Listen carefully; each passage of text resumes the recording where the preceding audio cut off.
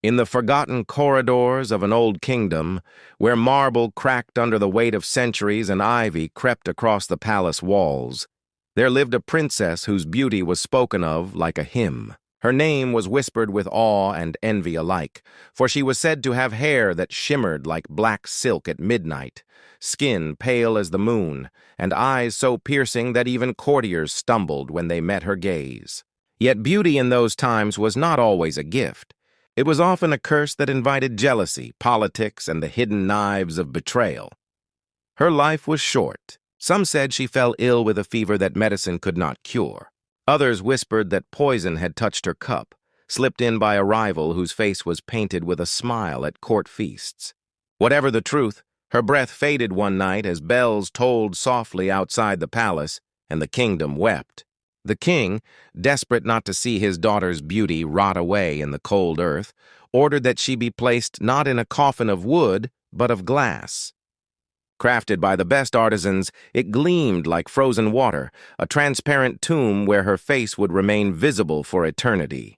The day she was laid inside it, mourners gathered. Candles surrounded her body, flickering shadows across her still lips. But though hours passed, no decay touched her.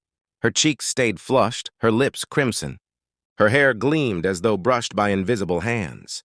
The priests murmured prayers, yet their voices faltered as they saw what should not be. Death without the smell of death. Days turned into weeks. People visited the coffin, staring through the clear surface, expecting to see some sign of time. Yet the princess looked only as though she were sleeping. Mothers whispered to their children, telling them not to stare too long. Servants crossed themselves as they passed the crypt. The king, though broken by grief, visited each night and swore he saw her chest rise faintly, as if breath still lingered. His madness grew, or perhaps it was not madness at all. Rumors spread beyond the palace walls. In villages and taverns, travelers told stories of a princess who had conquered death, trapped between worlds. Some said she had been cursed by a witch at birth, doomed to sleep eternally but never rot. Others believed she had bargained with unseen forces, trading her soul for eternal beauty. There were even those who claimed she was not dead at all, but buried alive, her screams muffled by the unyielding glass. On moonless nights, guards swore they heard faint tapping from within the coffin. They dismissed it as the shifting of stone, the creak of the palace crypt. But still, they did not linger near her. The crypt became a place of silence, a chamber where shadows seemed thicker than in the rest of the palace. Decades passed, and kings died, queens were buried, and heirs rose to take the throne. Yet the coffin remained untouched. The princess inside did not age, did not wither. Dust gathered on the lid, but through it her face shone as though freshly painted. Scholars came from far lands to see her. They wrote that her state defied all natural laws, that no body could resist the hand of time so completely. A few reached trembling hands to touch the coffin, but none dared lift the lid. Something in their souls recoiled, as though they knew opening it would not reveal peace, but terror.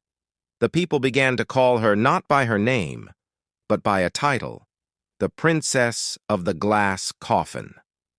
Her legend became a warning, a ghost story for children. "Do not chase vanity," mothers whispered, "or you will end like her, beautiful forever but never free." Lovers dared each other to walk past the crypt at midnight, claiming her eyes would follow them. Priests refused to pray near her tomb, saying the soul within had not crossed to the next world, and yet, in quiet corners, darker stories spread. They said those who looked too long at her face in the coffin often vanished days later. A soldier disappeared after lingering too near her. A maid was found lying lifeless outside the crypt, her eyes wide open, staring, as though she had seen something that struck her dead. The king's line thinned, and whispers claimed the coffin was draining life from the living to preserve its occupant. One storm-filled evening, lightning cracked across the skies, shaking the palace. The crypt door rattled on its hinges, and guards fled in terror, swearing they had heard a voice whispering from inside the coffin. A voice soft, melodic, but laced with hunger.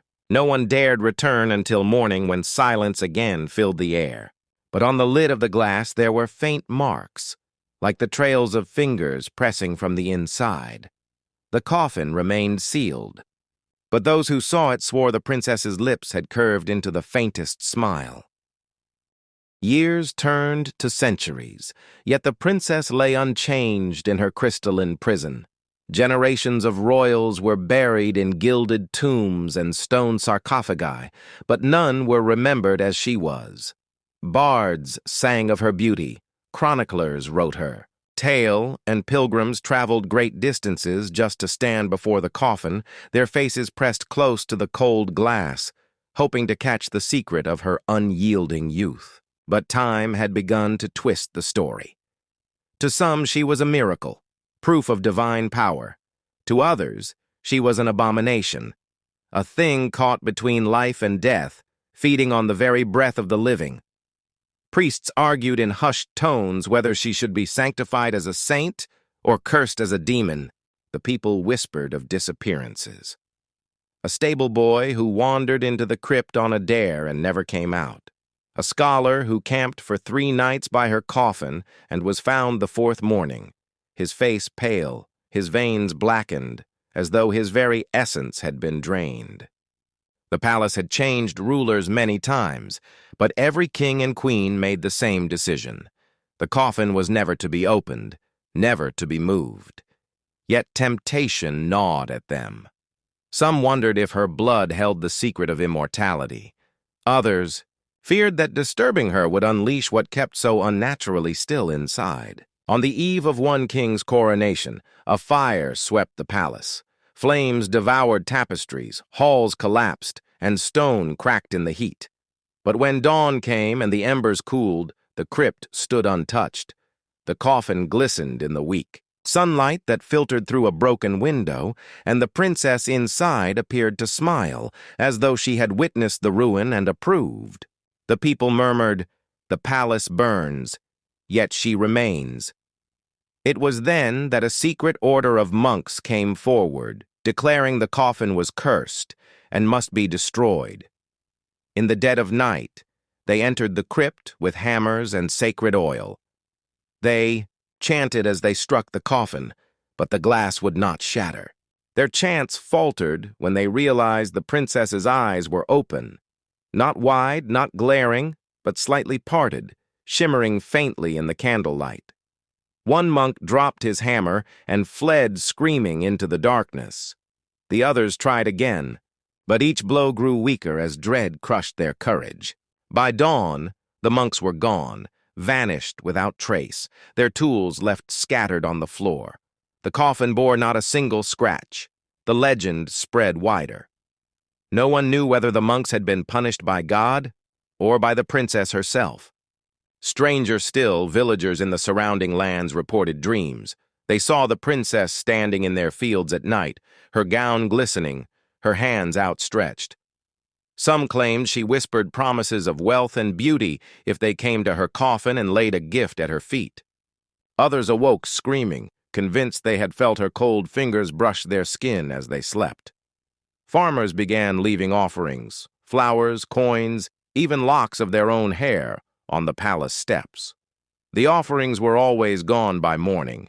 The royal family forbade anyone from entering the crypt, but guards who stood watch too close began to suffer fevers, wasting away within days. Some swore the princess's reflection appeared in their polished shields and blades, her eyes watching them wherever they turned. One guard carved out his own eyes to escape her gaze and lived only long enough to mutter, "She wants out." At last, a bold young prince, newly crowned, declared he would end the curse once and for all. He would open the coffin himself. Courtiers begged him not to, priests warned of blasphemy, but his pride burned hotter than their fear. In the silence of the crypt, he placed his hand upon the glass and pushed. To the horror of the witnesses, the lid moved easily. For centuries, it had been sealed, yet under his touch it slid open without resistance, as though it had been waiting. A gust of air, cold as winter, swept through the chamber and extinguished every candle. Darkness devoured the room. When the torches were relit, the coffin lay empty. The prince was never seen again. What happened that night, no one truly knows. Some say she rose and claimed him as her consort, dragging him into the shadows where she dwells still. Others whisper that his screams echoed through the palace for 3 nights, and then fell silent. The crypt was sealed with chains of iron, the doors walled with stone. But even now, when storms shake the skies and lightning flashes across the broken palace, travelers claim to see a figure in the high windows. A woman in a gown of silk, her face pale and flawless, staring out with eyes that glitter like glass. And those who dare to approach the ruins speak of hearing tapping, faint but steady, from deep beneath the earth, as though something still waits inside, patient, eternal, smiling in the dark.